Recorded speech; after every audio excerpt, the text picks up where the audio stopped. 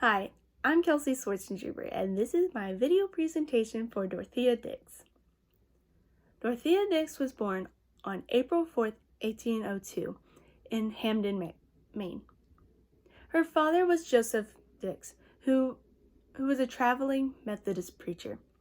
He taught Dorothea how to read and write, which started her love of books and learning. You may think that her home life was a life of peace. However, Dorothea's life was one of hardship and tragedy, because her father was an abusive alcoholic. Her mother was Mary Biblo, who suffered from mental illness. Her mother's mental illness added on to Dorothea's hardship as a child. Her grandparents were Elijah and Dorothea Dix, who were very wealthy. However, her grandfather died when she was young.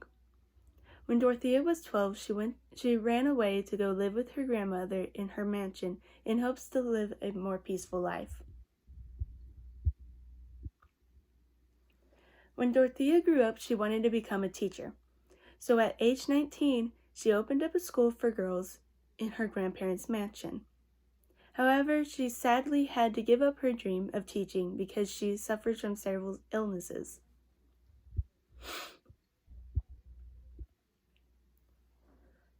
Her physical illness affected her mental health and caused her to be overcome by depression. Her mental illness inspired her to make changes in the mental health care. She started teaching Sunday school to women inmates in a jail in Massachusetts. She saw the horrible conditions in that jail and started visiting other prisons to see what was happening in them.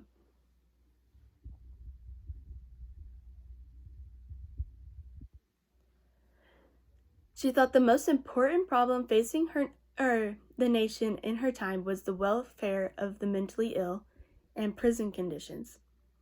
In her time, people with mental health problems were placed in prisons. This is because mental health problems were not seen as treatable conditions, so people with mental illnesses were just placed in prisons to be contained.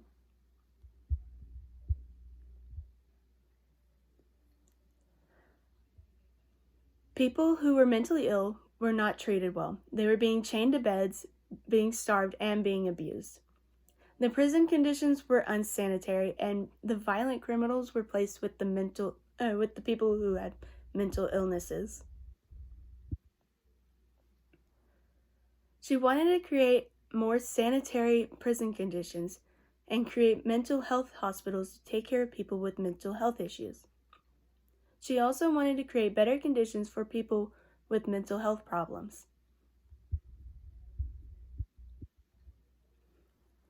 She had influenced politicians in the United States and Canada to create hospitals for the mentally ill and many institutions for prisoners.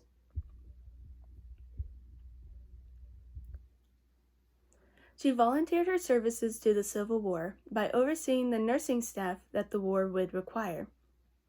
She also organized and outfitted the Union Army's hospitals. She was the first woman to serve as a federal appointed role in that high of ranking, a superintendent of women nurses.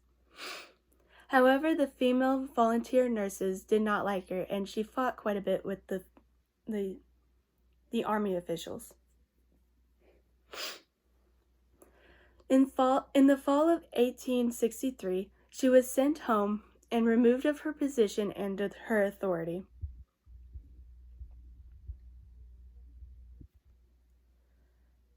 She worked as a social reform after she was sent home. She traveled, wrote, and offered her guidance to the movement to reform the treatment of the mentally ill.